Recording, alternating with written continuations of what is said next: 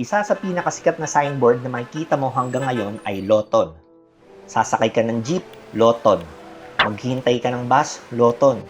Sa NCR man o sa mga kalapit na probinsya, palaging nandyan ang signboard na ito. Pero kailan ba natin naisip, saan nga ba galing ang pangalang Loton? Ang sagot, pinangalan ito kay Henry Ware Loton, isang general ng Estados Unidos. Hindi siya basta-bastang sundalo lamang. Veterano siya ng American Civil War, Indian Wars, Spanish-American War, at pati na rin Philippine-American War. May isang nakaka-curious na detalye sa kanyang buhay. Dalawang Geronimo o Jeronimo ang konektado sa kanya. Magkaibang tao at magkaibang sitwasyon. Una, si Geronimo, ang kilalang leader ng mga Apache sa Amerika. Si Loton ay naging bahagi ng kampanyang militar na humabol at humuli kay Geronimo noong 1886.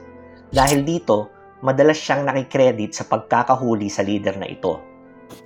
Pangalawa, sa Pilipinas naman, may isang Pilipinong general na nagngangalang Licerio Geronimo. Ang hukbo ni Licerio Geronimo ang nakaharap ni Loton sa Battle of San Mateo noong 1899. Sa labanang iyon, si General Loton ay nasawi matapos tamaan ng putok ng isang sharpshooter ng hukbo ni Geronimo, na kinilalang si Bonifacio Mariano. Dahil dito, si Loton ang naging unang general officer ng Estados Unidos na nasawi sa labas ng kanilang bansa. May pananaw din si General Emilio Aguinaldo tungkol sa kanya. Tinawag niya si Loton na the General of the Night dahil madalas umano itong umatake sa gabi. Kadalasan ay biglaan at hindi inaasahan. Noong panahon ng Commonwealth, may mga lugar sa Pilipinas na ipinangalan ng mga Amerikano. Isa na rito ang lugar sa harap ng post office na tinawag na Plaza Loton.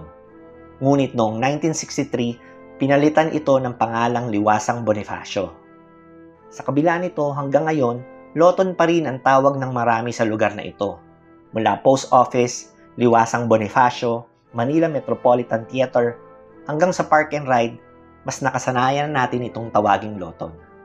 Patunay din na nakasanayan natin ay ang madalas nating tanong kay manong driver o kuyang konduktor.